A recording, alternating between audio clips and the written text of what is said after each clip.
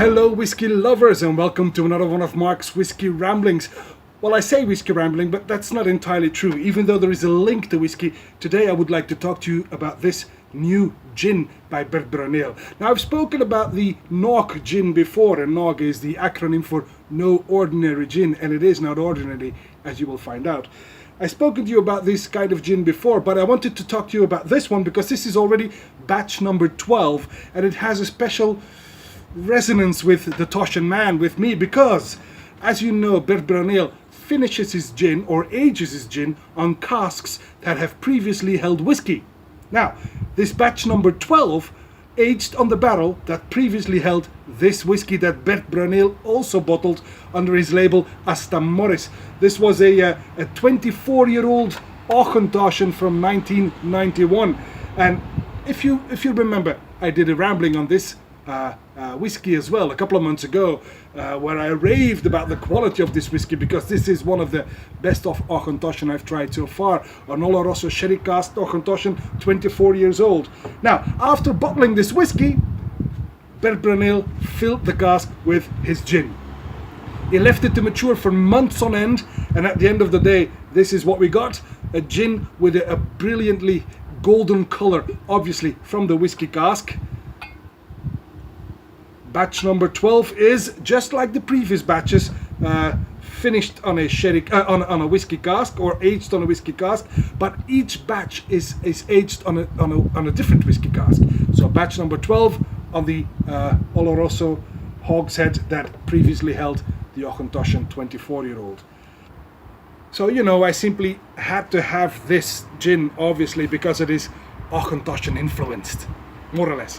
What's even nicer to know is that besides the gin and the whiskey, Bert Bruyneel and me also have an agreement that the cask on which these two beautiful drinks matured will also be coming to the Toshan Man soon. So I will soon have the original cask in my garden. Don't tell the wife. Anyway, moving on to the gin. So, like every NOG gin, this is also cut down to 46% ABV. The previous gins were a bit juniper driven. Let's find out if this is the same. On the nose. It's very creamy and candy-like. I get some meringue, some licorice, the English candy. Aniseed and camphor. Loads of citrusy notes here. Oranges, lemon. Oh, big lemon. And there's even a bit of cocoa in the back. Quite interesting. Wow. On the palate then.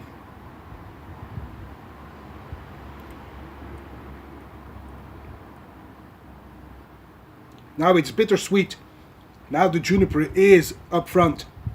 And candied orange peel and some chocolate come afterwards. A very fresh and very lively gin.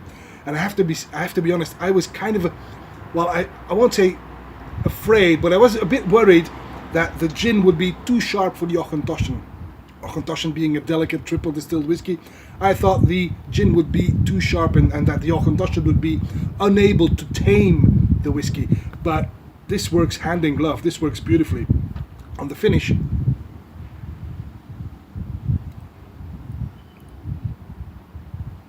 there's a bit of a peppery kick at the end.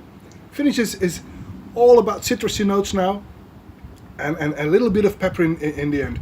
Now, this is a very beautiful gin to drink on its own, although I have to be honest, I would like a cube of ice in there to chill it a bit, because, well, in this type of tropical weather, it's amazing, and a gin will do right. But this is beautiful in a gin and tonic, it has to be said, but I do prefer this gin neat. But like I said, gin, summer, gin and tonic. I'll be right back with my gear for a good gin and tonic. Don't go away.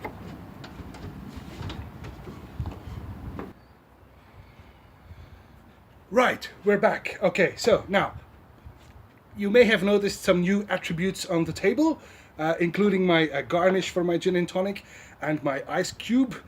This is also Auchentoshan tuned. It's a bit of a motif in the Toshan Man's home. This is an ice mold that delivers this huge ice ball, and I prefer an ice ball to ice cubes for the simple reason that, well, it looks great, But moreover, it takes quite a bit longer to melt, so it cools your drink without diluting it. Because, ooh, there's a big truck passing by. I'll repeat that. A ball does not dilute your drink, although it cools it, because this keeps its shape for much longer. So, now I'm also a firm believer of less is more. So in this case, my only garnish for this gin and tonic is some lemons and some blueberries. Yes, blueberries that give it a bit of a fruity note, because this is quite a fruity gin. Now, I do have a jigger that will give you an exact 5 centiliters of gin for your gin and tonic, but I'm a firm believer of using your wrist and your eye and always having just a tiny bit more than you should. All right. For this gin, I would like to use the Erasmus Bond, which is a Belgian tonic, but the Erasmus Bond Botanical. That's the gin we're going. That's the tonic. I'm sorry. Oh, I can't do 2 things at a time. That's the tonic I'm going to use for this gin and tonic. The Botanical Tonic Water by Erasmus Bond goes pretty well here. And those of you who have a sharp, keen eye will have noticed that there is another attribute on the table. I can tell you a little bit more about that. It is a special bottle of the NOG on my left-hand side here. You're right.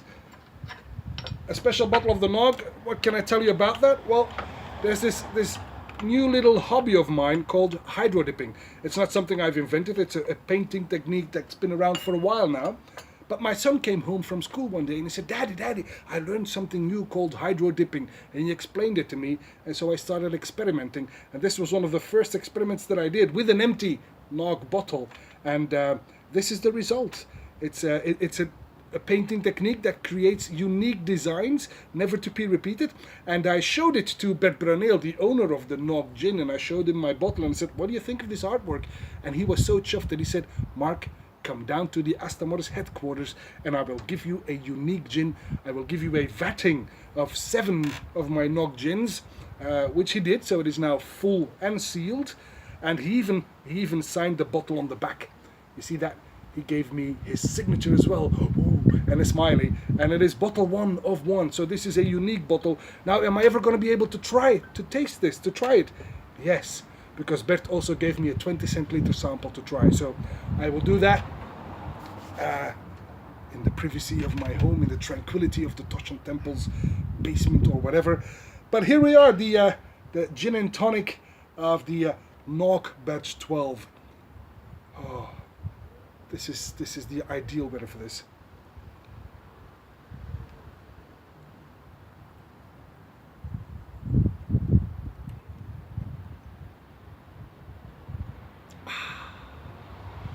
I'm sorry, I'm a bit a loose cannon today. I don't know why. I did not really prepare for this rambling very well, and it shows, I think. But come on, it's summer, beautiful drink, lovely weather. What's not to like?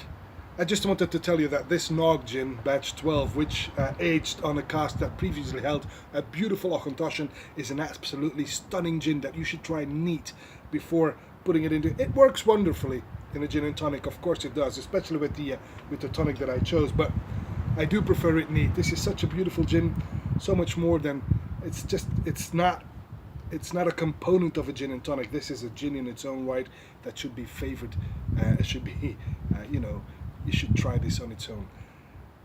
But it does work wonders in a gin and tonic as well, and this is the perfect weather for it. So that's all for this whiskey or gin rambling, whatever you like. And I hope to see you at one of Mark's whiskey ramblings real soon. And until then, may the gin be with you. Bye bye.